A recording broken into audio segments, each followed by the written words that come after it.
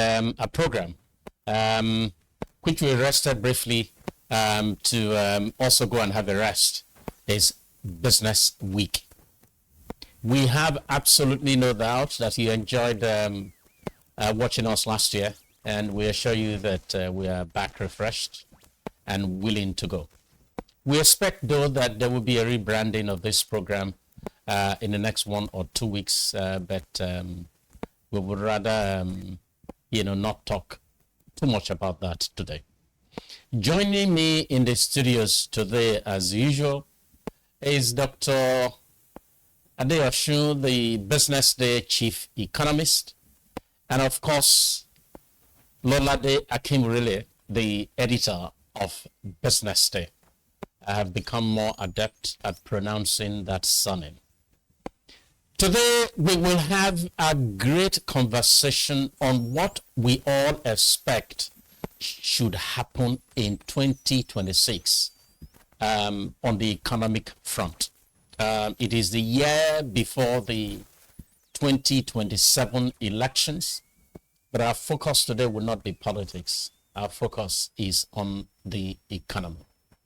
Before we start our conversation today, let me just provide you a sense of some of the headlines of things happening around the world today. Of course, it has now become customary that when we wake up, we will hear about one attack by militants or the other on one community on another community. This time it is of the bloodletting, the ravaging, and the kidnapping in Niger State. Ironically, we hear that some of those kidnapped include some of the children who were earlier kidnapped late last year, and we were told by the government were recovered. It's good to talk about something positive for once, at least as we start the new year. Nigeria is swung into surplus as balance of payments hit just under $5 billion. On the foreign scene, of course, you are already aware that the deposed president of Venezuela, Nicolas Maduro, is in a jail in Brooklyn, learning to behave, and I hope he is actually made to account for his sins. A man who lost an election but who is unwilling to leave. I had the opportunity in 2019 to sit down with the opposition leader of Venezuela, who was at that time going around the world, and at this meeting it was at the World Economic Forum in Davos, and you could see the passion in him, you could see the pain that his country was going through, and Maduro thankfully is no longer there to continue that pain. Anyway, gentlemen, let's get on to today's conversation. We want to look at the year ahead. I'm sure that you all are ready to go. And we want to look at those things that we think, very important things that are impactful, that we expect to happen in 2026, or perhaps are already happening in 2026. So, Lolade, take the first shot. Okay, I think obviously 2026 would be the year of the taxman, where the year of the taxman. Yeah. So maybe that's what we should be calling 2026. Yes, really, because I mean we have to admit that it's the biggest overhaul of our tax system in multiple years. So obviously that has its gains, but gains in terms of revenue to the government, improved economic growth. It creates a lot of more predictability around the business environment, and takes away a lot of uncertainty that accompanied tax multiplication or multiplicity. A lot of people have fears that they would pay more taxes. Yes, while that is true, there are also people who those who will pay more taxes are those who were not paying the adequate tax until today. Is it not the case, or has a tax So it's progressive. band, has it increased? No, it has not, it widened? exactly, precisely. So the people that will pay more are mainly the ones those who have been escaping underpayment. Yes, because it's not like the tax rate has been increased anyway. So yes, but another area. So we need to correct that. Yeah. And just make the point that this is not a law that is imposing an additional tax or tax burden on people. Precisely. It's just to ensure that those who haven't been paid tax are made to pay now. Precisely. So what this addresses is to just plug those leakages that used to exist in the past that would ensure that people get away without paying taxes. So it's not like you're paying more taxes now, but if you were not paying taxes before, then it would look like you're paying more taxes now. For instance, we know those who have multiple companies. We know civil servants who have hidden companies here and there that they used to get government contracts and paid absolutely nothing in taxes. Yeah, absolutely, yeah. And then there are some people who would actually who paid less taxes, and that would translate to more income for them. Okay, so let's leave that now. We're going to come back to those who will pay less taxes, because when I hear the argument, it seems as if all that is going to happen is just impose more burden, tax burden on people. Dr. Adeosun, before you go to your own number one issue, what do you think about the tax? Lolade says it's the year of the taxman. Absolutely, I can't agree less. It's been a long time coming. We typically use the phrase insaner crimes. One of the things associated with claim insaner crimes is they pay tax. Let's use places like UK and so on and so forth. You can pay tax as high as 40-45%. And I think all things being equal, it will make us, the citizens, more demand probity, accountability. Because if we were leveraging on oil only, so to speak, because it's not our oil, in quotes, we won't demand for accountability and result. But tax is our money.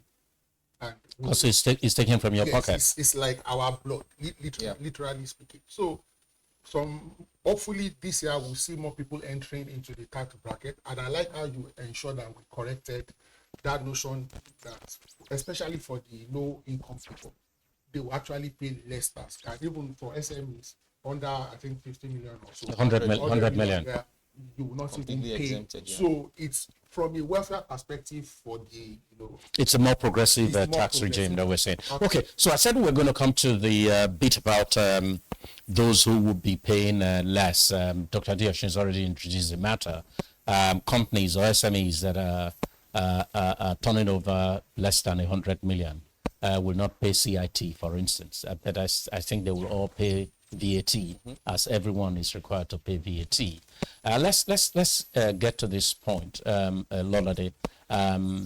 So tell us a bit more about those who will be made to pay less tax in 2026 and beyond. Okay, so from an individual perspective, people who earn 800,000 naira and below a month. Yeah, no, a year. A year, 800,000. Yes. So if you earn $1 million a year, so you're meant to pay tax. There's also a rent relief package of like 500k, which might excuse completely. It will take it up to 1.3 million then. So if you earn 1.3 million and below per annum, then you're exempt. Yeah, tax free. Precisely. So that's good. That will be for payee, yeah? Yes, for payee. Personal income tax. Yes, and then for businesses, the annual turnover of 100 million and below would mean that you don't pay taxes at all. Precisely. So that would definitely reduce the cost of doing business, make our businesses, our small businesses, more competitive, help them create more jobs, help them expand. Because some of the resources that they would have put into paying those taxes, they can now keep it within the business, and that could be used for expansion purposes and to create jobs. So if you look at it holistically, I think the tax reforms really means well for the economy. It's supposed to ensure that we achieve faster economic growth.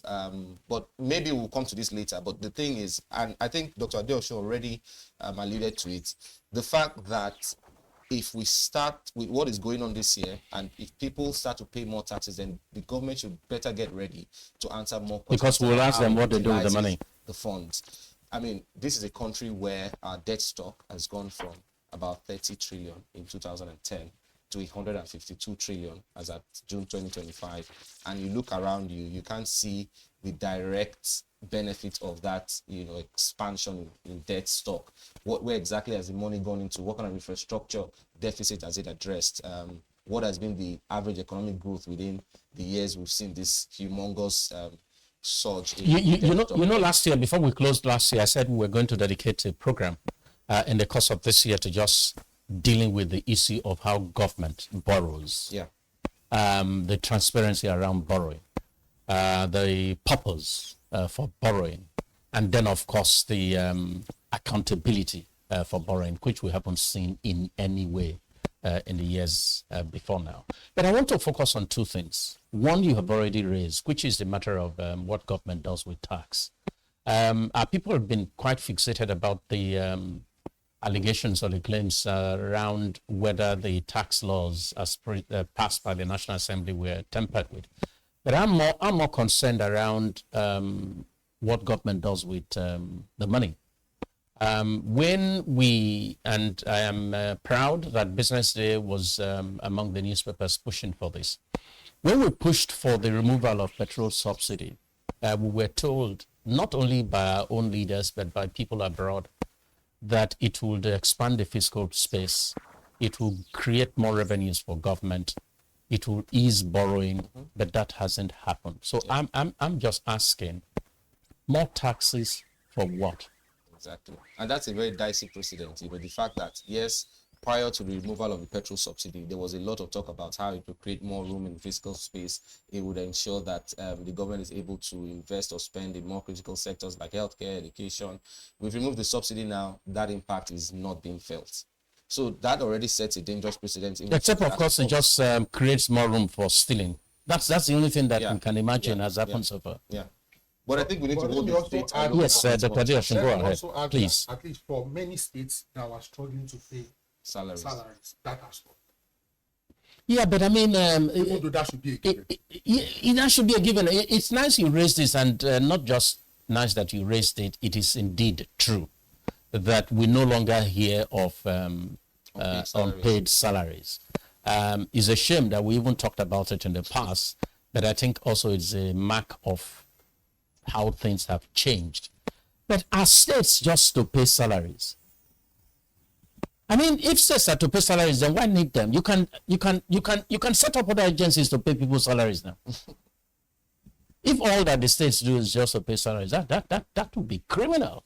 And this again speaks to the point around how recklessly we are creating states in the country, how we are, afflicting ourselves with unnecessary burden. When we, it's like somebody who deliberately takes acid, and then when he's cured of it, he's clapping and happy. This is a fool. Yeah.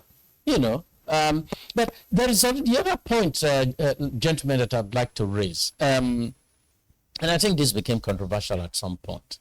There is although the government tried to answer that,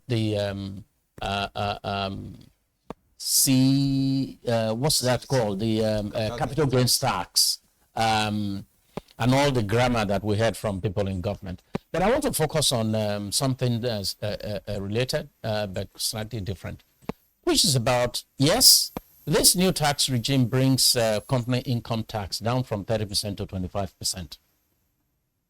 Yeah. But is that good enough for a country that is seeking to attract investment, a country that is seeking to catalyze growth rapidly?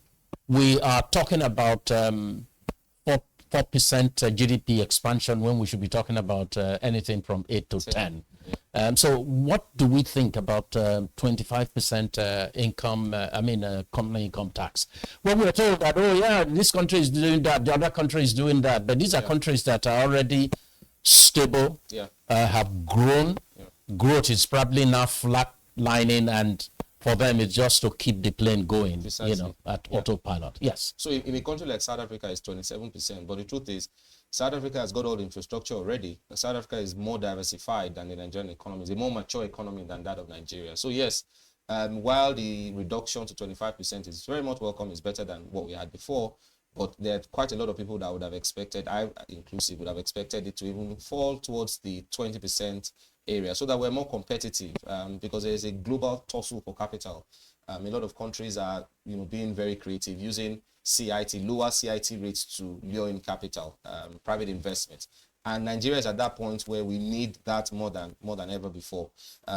Sadly, the NBS has not released any unemployment data in the last 14 months, so we don't really we don't really have a clear sense of how bad the unemployment crisis is in Nigeria as we speak.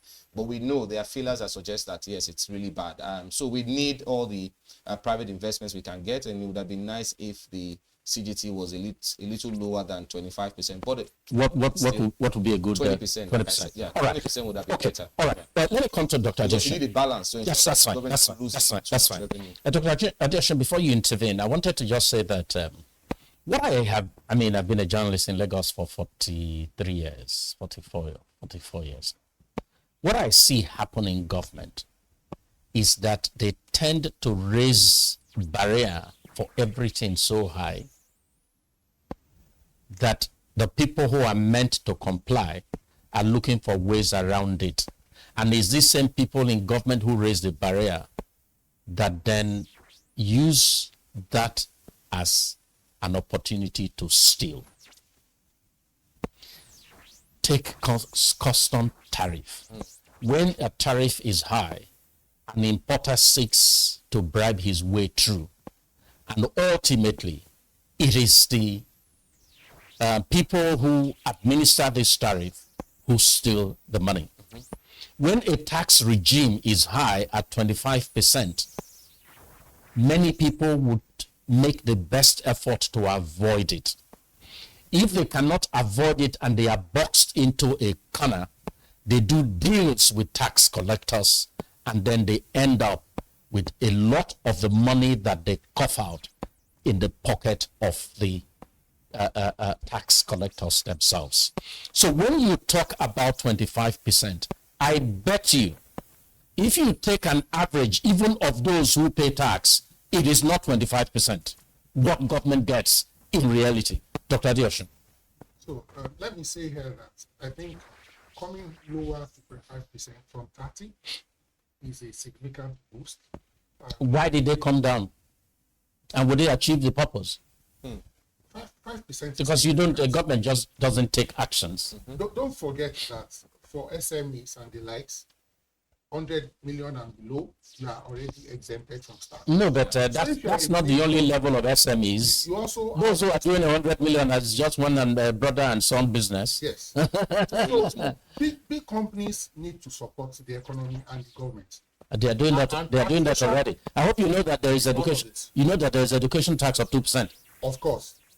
So that adds up to 27. So, and there is this latest tax of 1. It adds up to close to 30 in the end. You see, sometimes when you start a process like this, let's watch the 5%. Let's give it 1 year. There's nothing that stops us from lowering the traditional. No, but come to think of it, you may doctor to 20%. A doctor that knows, eventually we lose both ends. A doctor that knows what cure to apply to a patient.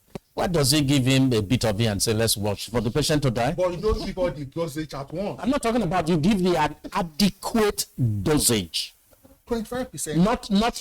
Not a watch dosage, adequate dosage. Yeah. And don't forget that with increased digitization, at least states like Lagos and some other states, it's becoming more increasingly difficult to evade or avoid. Which is why the tax band, the CIT should be lower than 25%.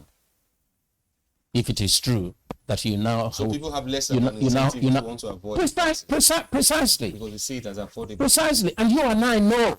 Yeah. Maybe you haven't run a business. I run a business. You and I know that people are working day and night to avoid these things. Yeah. So what's the point? We're laughing at ourselves. Even in developed clients. But even at 20%, people want even in the US and the UK, people want no. Okay, of morality and conscience. No, but I mean, in Nigeria, you cannot be talking about morality and conscience when government is coming at you from all corners. They will not provide you electricity. They will not provide you power or water. They will not provide security. You are talking about conscience. We see those in government don't have conscience. In every day, come in here. The what? Business. The what? We still see our Chinese brothers, we see our Indian brothers, our Lebanese brothers coming into this economy. Don't forget that we have a huge market. Let me ask you, yes, those Indian and Chinese people who are as you say, flocking to come do business. Have you found out whether they pay tax? Well, we need tax analysis by nationality and by origin. No, I mean, I am one for a progressive tax administration. If anything, it wakens up the people to their responsibilities, and of course, takes away the cover that government has for misbehavior. So I like it, but I would rather that we are taking steps that help us to achieve what we want to achieve, rather than just being seen to be scratching around the surface or around the edges. But let's go on. I think we have given tax the due importance that it deserves. What else do we expect to happen, Dr. Adeosun, in 2026? Okay, so let me quickly eat it from the rear because of time. Another thing that I expect, let me say, will not necessarily happen. Let me use that phrase, not happen, necessarily happen, is that, we've been seeing some appreciation with respect to macroeconomic variables, inflation going down, we are getting more foreign exchange, GDP growth. It will not translate to the welfare of citizens like they will expect. Really? Like they will expect. They should move to Ghana? No, the lag. No, I'm trying to, so that we are realistic here. People say, oh, more revenues by. No, I hear about lag, but how long does lag last? Especially because we're now also entering a pre-election year. So the pressures will be there. We expect inflation to go down. But you're making a good point, because when you speak of inflation, yes, now obviously CBN has already released an outlook for 2026 with their plans and everything. And if you really, when we digested the outlook, we saw that the CBN already gave signals that it will be very unlikely to. It will be slow in reducing. Yes, and that's because the CBN would need to assess the inflationary impact of campaigns being a pre-election year, and then also just looking at not wanting to reduce rates drastically so that you don't then completely kill the carry trade that has made your assets so attractive to foreign investors. So you don't want any, and it's a pre-election year. Because it's part of what, I imagine that it's part of what the president will use for his campaign, the stability in the Naira. So you don't want anything that would unsettle that. So the CBN is unlikely to. In fact, when we did a survey of about 20 economists, just getting their sense on, they said they don't think that interest rates will come below 22%, even when they largely expect that inflation will trend downwards. Would that be effective rate or MPC? No, MPR. MPR. Yes. 22%. Yes. Is that 24? Yes. No, it's at 27. 27. Yeah, well, 27. that's probably so it will come lower than 22%. It's probably a sensible. It's probably a sensible thing. But there are people who expect that it should come down drastically beyond that, because people are really suffering. It's quite expensive. No, the economy is not about 1 year though. Yeah. The economy is about the years and years and years ahead of us. So we can expect that everything will happen. But there is, for me, a way to even begin this conversation. It's to say, at least from my own experience as a journalist, I have never seen the beginning of a year, perhaps in the last 10 years, I've never seen the beginning of a year in which there is so much expectation of improvement in the economy as I see this year. In all the 8 years of Buhari, it was hopelessness. No one expected anything to get better. They themselves did not pretend to do anything to make the economy better. In the 2 years of Tinubu, I think it was wrong to even begin to talk about things getting better, because we should have been told that things were going to get tougher. But I think this year is different.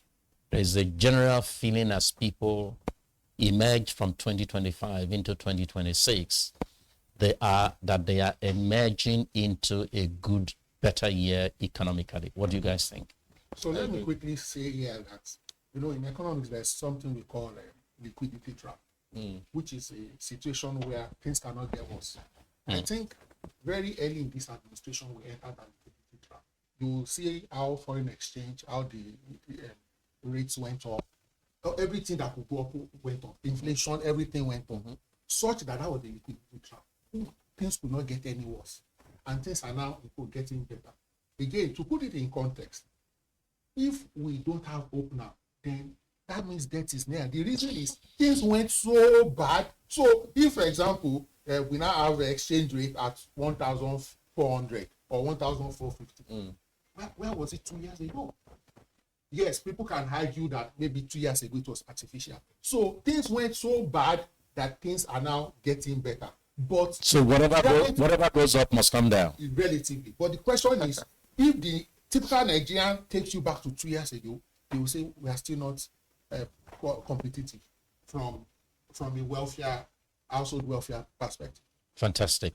So, Lolade, what are you hearing from people, individuals and business leaders about their expectation for 2026? Yeah, let me just put it in two buckets here. I'll speak first about what I'm hearing from investors and then what I'm hearing from business leaders. From investors, there's a lot of optimism going into the new year. This year, people feel like the economy is opening up. There are going to be a lot of investment opportunities. They're looking at the stock market. They believe that the stock market capitalization would almost double. The expectations that with the Dangote refinery listing, that would significantly boost the market. And you can see that the first few days of the year, the market has rallied again. It's, sustained the rally that we've seen for the last 3 years now. So there's a lot of high expectations in that regard. People think that, yes, this is good. Even though we said earlier that the CBN might not materially reduce interest rates, we still expect some sort of reduction, and that would also bode well for the stock market, because it means that businesses can access funds at a cheaper cost, even though we would want for that to even be cheaper than it currently is. But so that's on that front. Investment opportunities. Investors are really going. They are really positive about the year. The naira stability is also a factor that is driving that optimism. Business leaders are of the opinion that there'll be purchasing power would improve this year. For obvious reasons. Once inflation starts to come down, obviously it means that the consumer has more cash to spend. So they are already thinking about how that would rub off on their business. There'll be a lot of spending this year, whether it's also on the side of, the fact that it's a pre-election year, campaign spending and all of that. So business leaders are also of the view that the economy is indeed opening up. There'll be expansion opportunities. We've seen some major moves already, although they happened late last year, which might be a prognosis of what is to come. We saw Femi Otedola, for instance, exit his holdings in Geregu. We saw Tony Lumelu as well become the largest shareholder in Seplat, acquiring 20% of the stock. So there are a lot of opportunities in the economy, and I think it's just a combination of the hard reforms that we've seen in the last 2 years. This might be the first year where they start to come to bear, and the economy just starts to feel the big impact from those reforms. Right. So it's all positive from investors and from business leaders. Great. All right. And that's great. Yeah. Let's talk about more of what we expect will happen in 2026, and we will close by looking at what we would like the government to do. Yeah. What the government and its agencies should be doing, as different from what we expect will happen. But we'll take a break now, and please don't go away, viewers. We'll be right back. Thank you very much for staying with us, and we are back again with Business Week. This is the second half of today's program. I hope you have enjoyed our offering so far. We will now be looking at different sectors, what we expect will happen in different sectors, whether it be health, agriculture, energy, education, travel, as in Jakba. What's the opposite of Jakba? Or Jakbada? Some people are saying there will be some Jakbada in 2026. We'll see all of that. But Lolade, let's get into it. What do you see happening in some key sectors in 2026? Okay, so for agric, maybe we should just start from that. I think that if you look at what happened in 2025, it was a fairly stable year, but it came with quite a number of challenges for farmers, especially when it comes to pricing. We had reports of how the fact that we allowed the importation of some food items, how it impacted the bottom line of some farmers. And in fact, some investors spoke to Business Day late last year saying that the government should consider subsidizing production for farmers so that they are able to stay in business and we don't have a crisis on our hands in 2026. But for most of the people we spoke to who are real players in that sector, they say that the outlook is bright, but of course they will need more government support this year to ensure that they stay in business, they continue farming. But food inflation for sure is, towards till end of last year started to come down. Yeah, primarily down to the harvest season. I just feel like we need to, so we've talked so much about how, subsidies for consumption are not the right way to go for an economy like ours, but there's more, we need to place more emphasis on subsidies for production. So for the farmers that are crying out that their margins are being eroded by these imports that we've been doing just because we're trying to soften food inflation and make it easier for the consumer, which is a noble cause anyway, but it's important for the government to also start to think about the farmers' welfare as well to ensure that they stay and remain in business in 2026. I think that will go a long way to shaping the outcomes for that sector this year.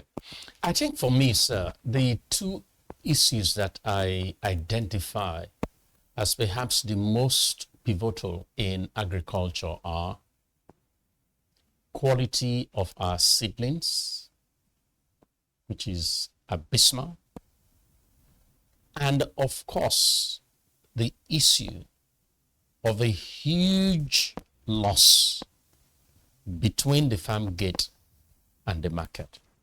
Those are for me the two biggest obstacles to raising the level of food availability in Nigeria. Does anyone here expect anything to change in regards to both? So, Well, if you don't agree that those are the two, then please tell me which are the... I want to add the three. Please. Security or Yeah. insecurity. Because it's very key. If you can't farm, Yeah, if you or if you don't have can't access also to your farms. to your farm, either to harvest or you have to pay tribute from your farm. That's a reduction in food availability. Thank you. So our hope is that government will be tackling these matters, the loss between the farm gate and the market, the matter of quality of seedlings that we use. So for the seedlings, I want to add there that maybe the seedling itself may not be the issue. Maybe it may be, what do you call it now? Extension services. What do I mean? I was still at IITA 4 weeks ago in Ibadan. All the different research institutes, they are churning out products. Yeah, but that's adoption is a different ballgame. That's the problem. The silo mentality in Nigeria. These people are working in silos. That's why I said extension services. Because you need people to say, look, trust this seedling. Don't say rely on what you need. We need to create better transmission mechanisms. To take the new ideas and new knowledge to the farms. Lolade, banking. Yeah, that's another big sector to look at. Interesting. Because the recapitalization, or maybe I should just say financial services, because it's not just the because banks, even the also insurance companies as well. So for the banks, the deadline is March 2026. For the insurance companies, that's less than 3 months. Precisely. Yeah. So for the insurance companies. And how ready do you think we are? Most of them, I think the last TBN report that was put out in December showed that 60 precisely. 60 so what in terms of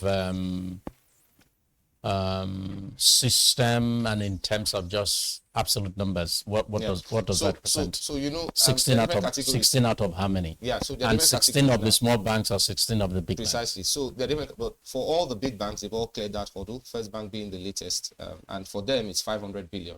For some it's 200. So it depends. So what we're saying now, they're still, for the big banks, they are all, like I said, they are all successfully home and dry. But the smaller banks are the ones, the tier 2, tier 3 banks are the ones where we feel like there might be some sort of mergers and acquisitions. Are we hearing of anything? Well, nothing that we can talk about yet. There are still rumors here and there. Nothing that is concrete, really. But the numbers do suggest that there might be some mergers, some forced mergers, really, where the regulator might just have to step in and say, look, two of you banks, for instance, might have to merge or you give up your The, license. the, the, the chairman of First Bank suggested that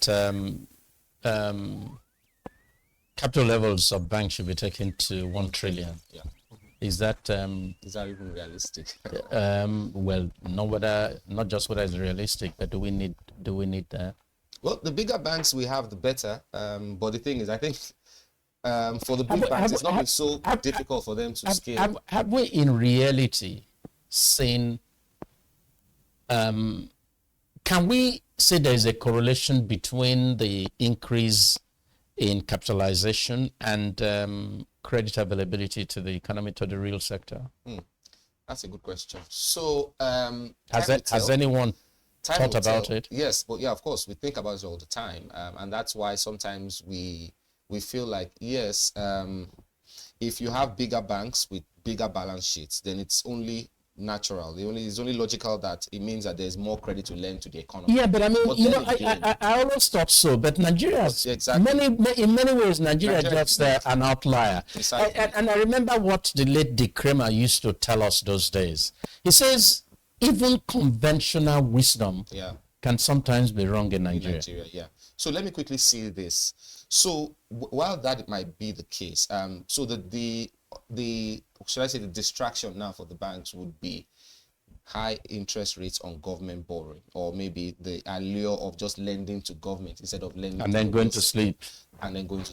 So if we have, and that's why all of this ties into how the government is able to just manage its finances properly. If the government has less of a reason to borrow and interest rates start to come down, then it means that the banks also have less of that distraction.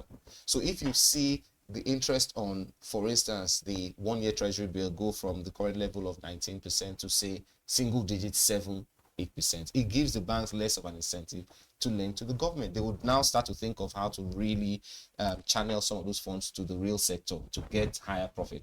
But if you have a situation where the government is still aggressively borrowing and at elevated rates, then it's only natural that the banks will tend to gravitate towards the at the risk of sounding, because it's called crowding out. That's what you call crowding out. Yeah, I agree with at the risk of sounding a little controversial. So you alluded to something earlier when you were talking about the new capital requirement for the banks, that there are tiers of banks. Yeah. So if you say banks becoming bigger, historically you will see that, just to mention a few names, the Access, UBAs, and so on and so forth, GTs, you saw how they expanded into Africa. I think that was good. The other thing I also saw is that these big banks were able to undo bigger transactions. I mean, bigger transactions. Like I wouldn't want to expect that all these tier 1 banks, that you should feel them completely in the real sector, especially at the microfinance level. That's where we should see all these microfinance banks playing in the market. I'm talking from a real SME. Yeah, Doctor. But they should not do bigger projects with corporates and multinationals. Dr. Adeosun, my thought. Dr. Adeosun, oil and gas manufacturing. Dr. Adeosun, I think you're just you're almost like a defense lawyer for the banks. The point that you're making, I'm not exactly sure. When the banks fail, like AMCON, we were made to pay the price for the failure of the banks. So banks are not just like other organizations. They are there to be truly catalysts for economic growth. And it is expected that they make profit as a result. But when you begin to talk about microfinance banks, we have microfinance banks in Nigeria, but in truth, they are even worse in terms of capital mediation. If you look at interest rates charged by microfinance banks, you will be alarmed. They are almost like loan sharks. So I'm wondering what people do, those who go to microfinance to go and borrow. So we should not even factor them in this conversation at all. My hope is that as the inflation decelerates, as Naira stabilizes, that the central bank will find more room to begin to look at these interconnections and begin to ask itself, what is the overarching objective? What should we do to tinker things here and there so that those critical objectives be Yeah.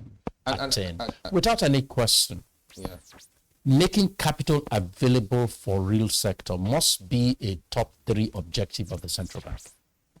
Now, just to pick up from what you said, so I had a conversation with one of the special advisors to the central bank governor recently, and he was making the point that the central bank is clear that they don't want to do all the development finance. No, I get you. I'm not even asking for special happened, funds. yeah, because of what happened in the past. I agree. So he was then making the point that, so I didn't ask the question that, so what role would the CBN then seek to play in terms of just spurring growth and then just by ensuring that banks channel more credit to the real sector? And he says that, look, at the end of the day, it might not come through in the form of, development finance or giving loans at single digits. But the truth is, once the central bank is able to ensure that the financial sector is healthy, that already is a big role that the central bank is playing to ensure that mediation, that capital allocation to the real sector is done. That because if you look at it, that the recapitalization exercise in the first place, yes, there are fears that the banks might start to pack more cash with the government, but the truth is, like what Dr. Adeosun was alluding to earlier, it just gives them still more cash to be able to execute big projects which have multiplier effects. They tend to trickle down to impact the entire economy. So for instance, if the Afrexim Bank deal, for instance, with Pairs Energies, that then paved the way for Mr. in Seplat, yes, could have been undertaken by a Nigerian bank. It could have been undertaken by a Nigerian bank. Why is a Nigerian bank not undertaken? Because they don't have enough cash to do that. $50 million. Anyway, let's get on. I don't agree with the rather protective viewpoints that you guys are just. Anyway, as a business owner, I think that the banks can be more impactful. I don't think they have been, in my view. Let's look at other sectors. Health, for instance, there is a story in the papers suggesting a collapse in health tourism by as much as 96%. I'm aware that even very wealthy Nigerians are beginning to do things about their health locally. There are people who in the past, when they had just mere headache, they were on the next plane abroad. Some of such people are now staying back to do a diagnosis. Some of those who are doing diagnosis locally are even staying back to take a treatment for whatever it is that is diagnosed. And so the number of those who take the first plane available when they have a headache has come down significantly. So what are we seeing, gentlemen? I think how can this be amplified? Amplified? I think this is also sustained. I think this is the latest sign of the immense benefits of private capital. Because, yes, if you look at it, you've got new private hospitals that have come off the block that are really good. You have Duchess, you have Lagoon, you have Evercare, you have Reddington. There are quite a number of them now that are really, in terms of quality, top notch. And by the way, I was told that Anthony Joshua never went to Duchess. He was actually at Daily Mail initially said Duchess, but he was actually at Lagoon on in Walla Road in Ikoyi. Oh yeah. Or Bodilon in Ikoyi, as it is. Yeah. In the past, it would have had to be flown out. Precisely. Because they will say, we didn't have the quality of the. You can expect a person of Joshua to have the best health insurance, and I would swear that night there would be an air ambulance arriving to pick him. He stayed here and stayed in hospital for several days, and was discharged, which, as I said, and you have also said, is a sign. So the government should really think of how do we then ensure that you create more incentives for even more private hospitals to spring. Precisely, and they should not all be in Lagos, although I know that the hospital supported by Afrexim in Abuja is also a first-class hospital. It is. But we should have these hospitals in at least all the 6 geographical zones so that people can have access to quicker. But what I'm also hearing that it is not just the expansion in equipment in hospitals that's going on. You are now having doctors from consortia, doctors who don't belong to any particular hospital, are just together because of their skill, and then hospitals everywhere calling them to come and handle one surgery or another, or one procedure or another. And these doctors also include doctors abroad. I recall a flight from Abuja one night, and I didn't know until there was an emergency on board that the fellow who was sitting by me was a doctor from abroad. I noticed that as the plane was taxiing off, he was calling different hospitals. Okay, we'll do this surgery at this time. We'll do this at this time.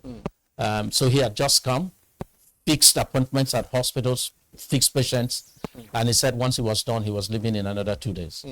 So what's improving is not just more beds, more equipment, but also the quality of health personnel to use those equipment is also quite important. So let me chime in here to say, as on a lighter note, married to a medical consultant, so I have some extra insight here. Okay. To say that there are a couple of things here, in no particular order. So you will also see that doctors are increasingly doing what we call missions.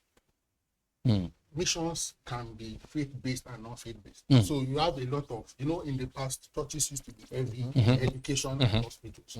So, and also some politicians also do this. Interesting. So they try to mop up patients, and then it's easier to fly 5-6 doctors or health practitioners to come into the country, spend 2 weeks, than fly 200 people to meet them.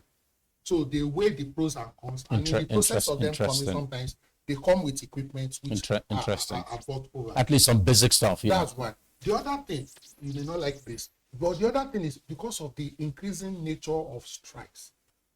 As we speak now, there's still a strike in the hospitals. These are the, not the doctors or the nurses now. There are these people that do the But it looks like you move from doctor strike to nursing strike to medical record strike and so on and so forth. So this is also apparently beefing up the private sector hospitals. Because it's not every time you can always fly out. It's not every time you can always fly out. So there's an improvement. Then another factor I'll quickly mention, to which publisher alluded to.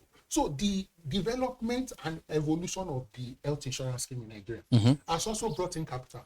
Now, you will realize that after a lot of these health management hospitals, HMOs, now set up their own hospital, then they interface with investments. So HMO is actually like investment.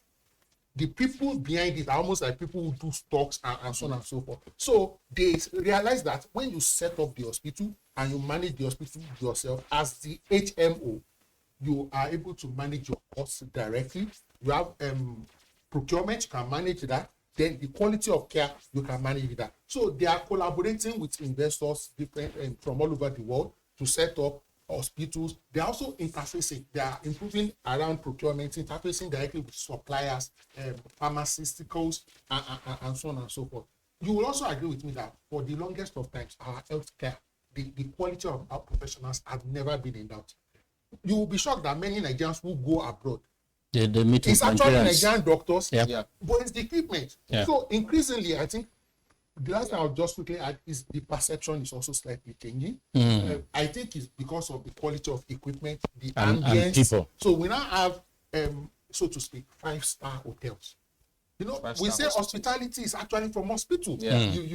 So our clinics are now more robust. The nurses are doing well. Doctors are doing well. All the pharmacists, all the healthcare. Precisely. And we will deal with this some other time in detail. A man called Fola Abdiola created big waves in banking. And when he retired, became a prime mover in the reform that led to the pension scheme that we have today. The man, Fola Abdiola, has now become perhaps the single largest pillar in healthcare in Nigeria. We'll talk about that in a different setting. Perhaps time for one more of the things we expect to happen in 2025 and we'll be gone. Is there anything that we have left out? So I think we should talk about oil and gas. have it very quickly. Yes. For many reasons, it's tied to electricity too. So we should see improved production and output in gas specifically. Hopefully that will translate to better generation of. There was a story today that Sahara says liquidity is getting better in the sector, and so he didn't promise better power though. Yeah. But Adeosun, you are promising better power. And even over the weekend, the minister of electricity, Adelabu, actually for the first time to my consciousness is promising better supply. Hopefully. Time will tell. That's a very positive note to end our first program in the year 2026, and I think it mirrors our conversation today, that there has not been a year in a very long time that Nigerians emerged into with significant hope, as indeed is the case with 2026. Our prayer is that all of our hopes will be realized. But in truth, it's the last full year before the elections, and I'm always worried about politicians because there's never a limit to their recklessness. But we must hope that this year will be different. We didn't talk about security, which is a major, we alluded to it in passing, but without any question, all of our hopes for 2026,